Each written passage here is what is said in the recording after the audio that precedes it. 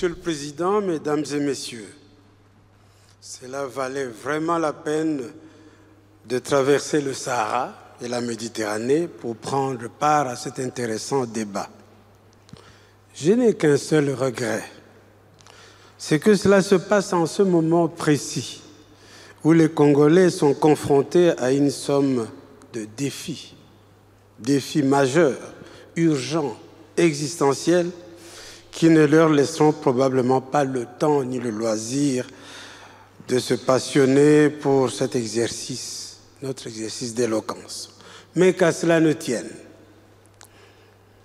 Mesdames et Messieurs, avec ce qui a été dit, bien dit par ceux qui m'ont précédé, logiquement, la Belgique ne pourrait que présenter ses regrets et donc faire amende honorable, car ces réalisations ne compensent en rien les torts et les crimes commis. Surtout si l'on ne perd pas de vue que, contrairement aux autres pays africains, le Congo belge avait financé lui-même sa propre colonisation, suivant les prescrits sacrés de la charge coloniale. Évoquer tout cela, croyez-le bien, c'est confirmer que le deuil colonial belgo-congolais n'est pas encore terminé, même si, à cause des difficultés présentes, on arrive à idéaliser le passé colonial. On ne met pas fin à un deuil par décret, mais on peut aider à y mettre un terme. Voilà pourquoi s'excuser signifierait bien des choses. S'excuser emprunte aussi le langage des faits et des comportements dans la perspective du futur. Parlons d'abord de la situation des Belges d'origine africaine et congolaise, qu'il s'agisse des afro-descendants, ceux qu'on qualifiait naguère de mulâtres, ou de ces Africains pur jus, comme on dirait à Québec, qui ont choisi d'être belges. Ils ont beau être d'origine lointaine, sans aucune chance de filiation avec Vercingétorix, ils ne sont pas moins belges. Pourtant, ils ressentent et vivent une grande marginalisation mémorielle. Les noms de rues et de places publiques sont étrangement muets à leur sujet. Le spectacle des monuments rend compte exclusivement de l'histoire des prétendus vainqueurs au détriment des soi-disant vaincus. La mémoire nationale belge tarde à immortaliser des grands noms africains pourtant de notoriété internationale, comme Simon Kimbangu, Joseph Malula, Patrice Lumumba, Joseph Kasavubu, Panda Farnana et bien d'autres.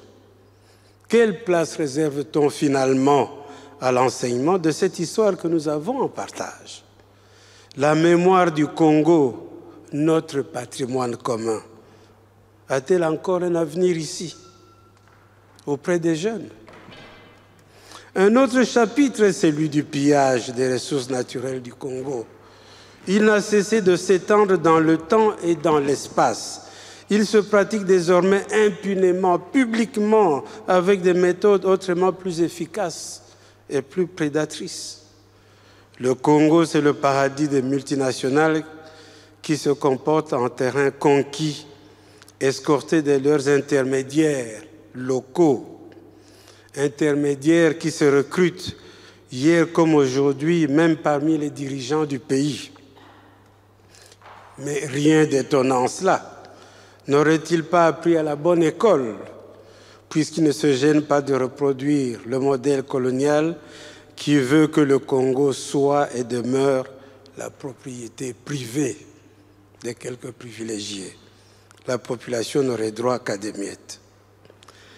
La conscience d'une histoire contemporaine en partage ne peut-elle pas nous conduire à la constitution d'un front commun, comme à la table ronde en 1960, mais cette fois-ci un front commun belgo-congolais pour lutter contre ce vandalisme à ciel ouvert?